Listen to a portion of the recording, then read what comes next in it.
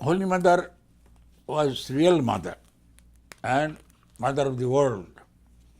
So much patience, greatness and spiritual power was possible only in her.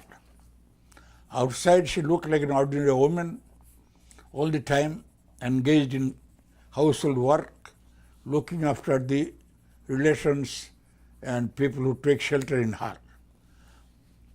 But she did not make any distinction between people and different people, among different people, and her blessing and affection, all of them got. Human beings and even animals, nobody was missing her love and blessings. She was always very shy and always used to keep a long veil. She was the emblem of purity, and to show to the ideal of Indian woman, Thakur brought Holy Mother with him. What more I can tell about her? In one word, she was mother, mother of everybody, a real mother. As for Mahapurush Maharaj, Swamiji kept his name Shivananda. He was really like Shiva. He spent much time, many years, in austerity and pilgrimage. The ashram in Kashi was established by him. At that time, he used to dress only with a kambal, rag, and very simple food, practiced much austerity. Again, he spent much time in old age in Almora. In the beginning, he was indifferent to worldly activities, but later days he stayed long time in Mutt and was president for 12 years. And at the end, Shunichaiva Shapakacha Pandita Samadarshana, that equal-sided between a dog and a man of realization, that great saying in the Gita was manifested in his life. His affection, love was equally flowing towards all. At the end, he became like a mother. In one receptacle, he manifested renunciation, dissipation, purity, affection, blessings. And above all, high spiritual ideas made his life an ideal for the world. The mandir, the ceremony of installation of the mandir has been done. Thakur's photo and Atmanavan's kauta, the relics were taken by sadhus, making Vivekananda Maharaj as the leader and establishing a new mandir. And at this time, 9 plus 9, 18 people are sannyas and brahmacharya. About 250 people he initiated. And yesterday he went back. You will get more information about these things in Amrita Bazar, Standard, Basavati, Anand Bazar, and in the mouth of your other boys of that area. Again, it hurt my sense of prestige. I am the man who gives news. Anyhow, always study with attention and build up your body. At the same time, a holy company, holy reading, and regular japa and dhyana you do. I wholeheartedly bless you that through Thakur's grace you get jnana, bhakti, viveka, vairagya, and make your human life a success. You had many blessings, Swamiji. Yeah. Nowadays I am getting older, so health is not so good, so I cannot write long letters. So I cannot write any more about Swamiji. So read whatever books have come out about him. As for meditation, whichever form appeals to you, meditate on him and keep him, sit him in your heart and mentally see him. And along with that, you have to do japa. That is called dhyana. Thinking of God continuously. And repeating his name is japa. Regularly, every morning and evening, you must try to practice it. Gradually through this, mind will become calm and steady, and you'll get unending blessing. P.S. is on his own writing. Another thing I am remembering, Swamiji used to say, without control of food, the senses cannot be controlled. When we are going through Punjab and Rajputana, he used to ask us to look after our bodies, but at the same time make it painstaking and encourage us to do austerities. Dhyan means what he earlier he has wrote something, but here again is writing. Dhyan means whatever Guru Mantra you have got to do japa, that will do everything.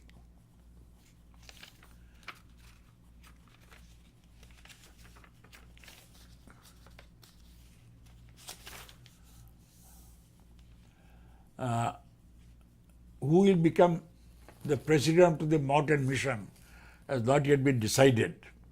Soon it will be decided. Then you will come to know. I wrote to him who will be president. Of course, he was to become president. I see. I wrote to him. So, after a few days only, it was officially he was done. So very humbly, he did not say Yeah. it was him. Dear Bipad Bhanjan, round and round you are asking me about my travel with Swamiji. In 1897, when I was in Alambazar, then Swamiji asked me to go. So I and Vivekananda went to the west. Swamiji was roaming about, so we did not know where to meet him.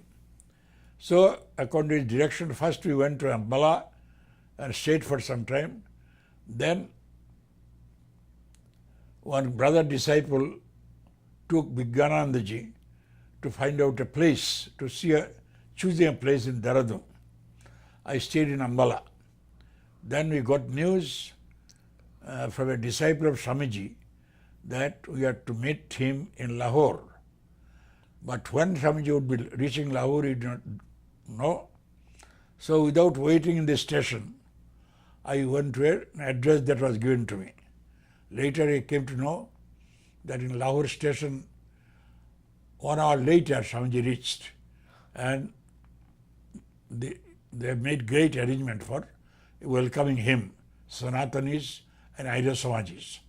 Swamiji thought he would see me in the station, but in spite of all the engagement, he sent a prepaid telegram to Ambala. Of course, that night itself I met him. But seeing his affection for me, I was very touched. What all lectures Swamiji gave, I have read in Indian lectures. So no need to write about them. Only one or two things I am treating. In this place, in great Indian circus proprietor came with his circus. He was a classmate of Swamiji and he used to wrestle with Swamiji in the club. After many years seeing Swamiji, he was so overwhelmed that he could not know how to address his boyhood friend. Swamiji at that time addressed him in his old way and removed his hesitation. From there we went to Dehradun. Swamiji's health was not good, but still always used to teach Vedanta and other things. And he used to say that even now I have the desire that I should live on Madhukari, which is really suitable for the sadhus. That is begging from house to house. But what to do? Body will not tolerate it. Anyhow, when we were returning, he asked a few of us to walk all the way to Saharanpur. And that is how he taught us the austerity about the sannyasa stage. There one boy used to wash our vessels and all that with little pay.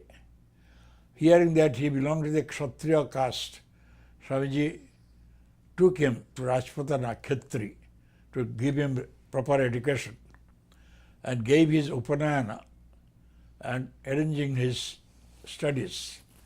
But because of the bad luck of the boy, Swamiji's desire was not fulfilled.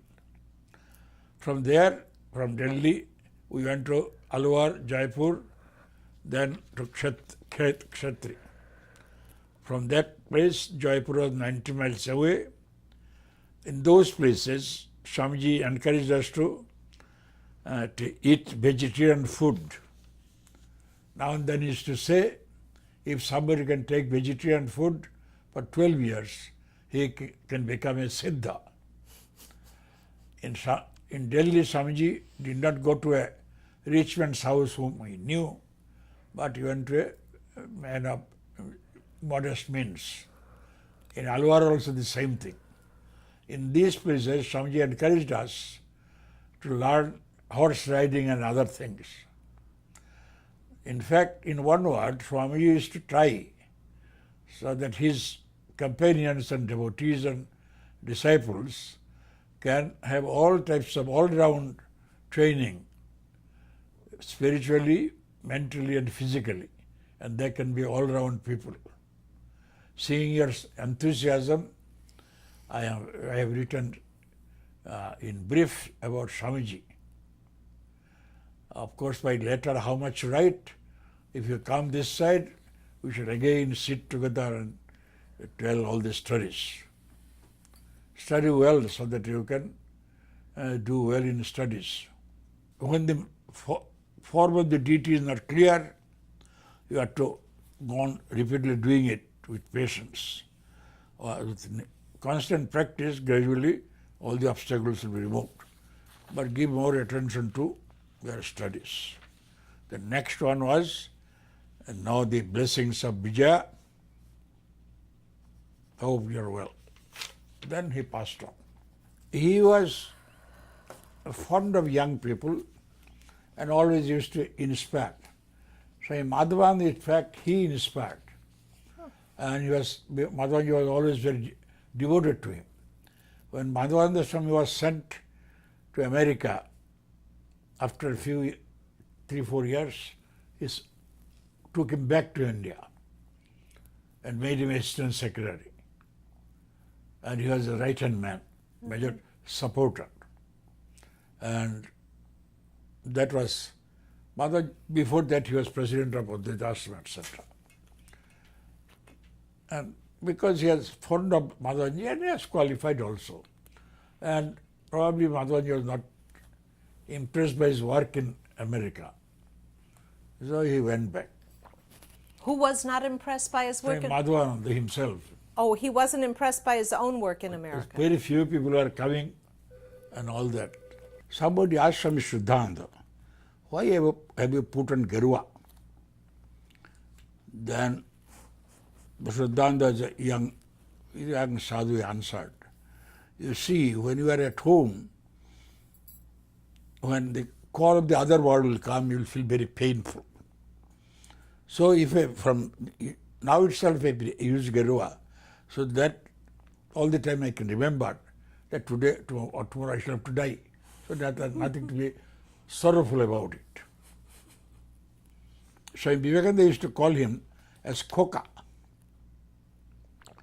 The specialty of Swami Shuddhananda was his clear understanding and analysis. He was a great scholar.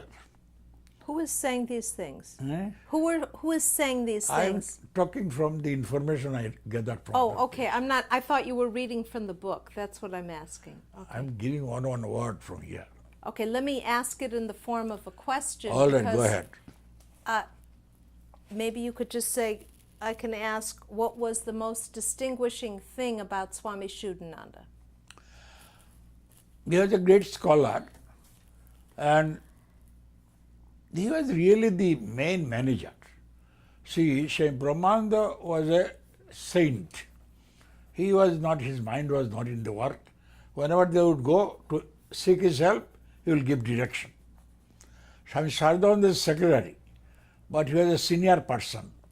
So actually, Shuddhananda is the major man. Even when they had the convention, it was Shuddhananda who gave the suggestion, who organized it.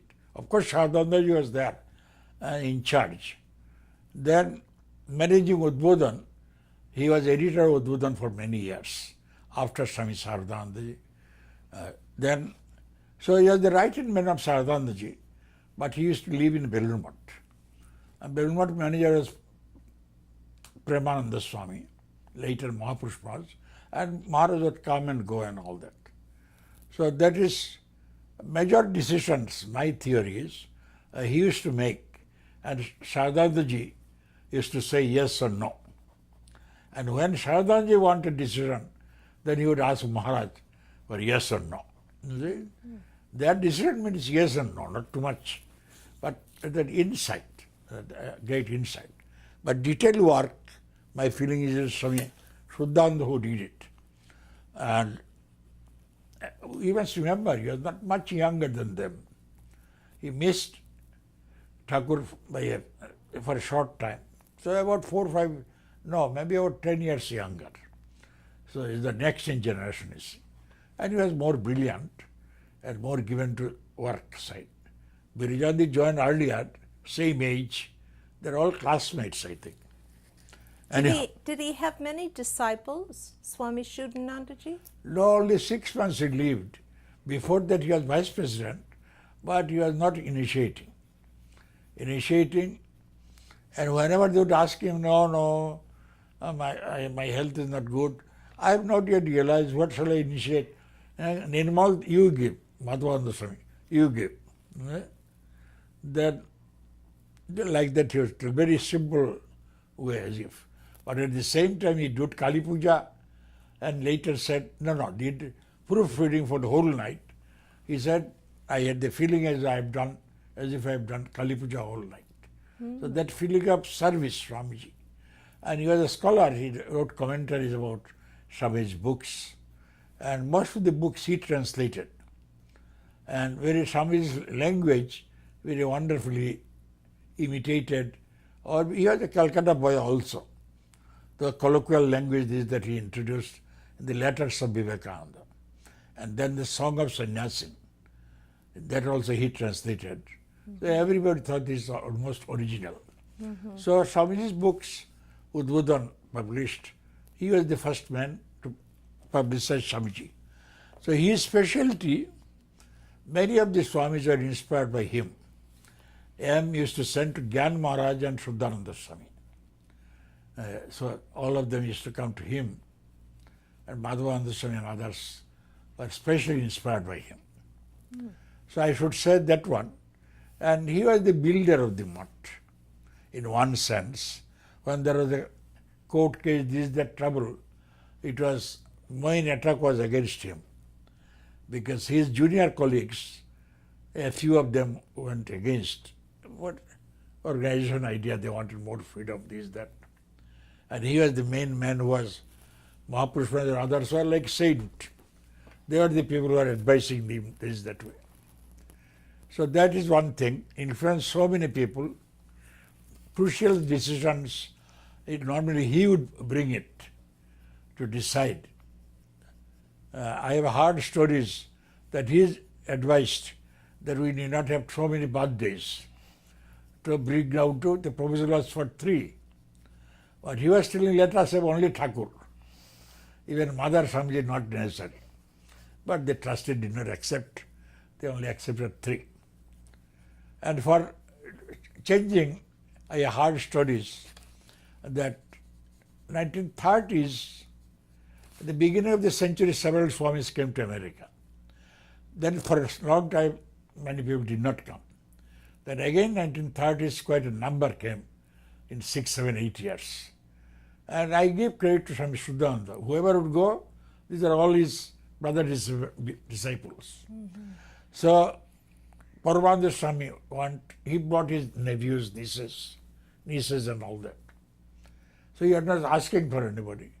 So he poked him. Prakashananda is taking one, Prabhupada, I think. And are you not taking anybody? So what could be done? So he took Akhilananda. Taking means they had to pay the money, maintain them 1 or 2 years, and then they would start their own center. That was the style. In those days, not much money was not there, you see.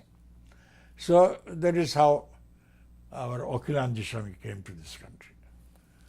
So this is how he encouraged his brother disciples to take new people and all that, or for activities also. So planning and running of the day-to-day running of the order, and inspiring people to spread the message. I think these are the two major jobs he did.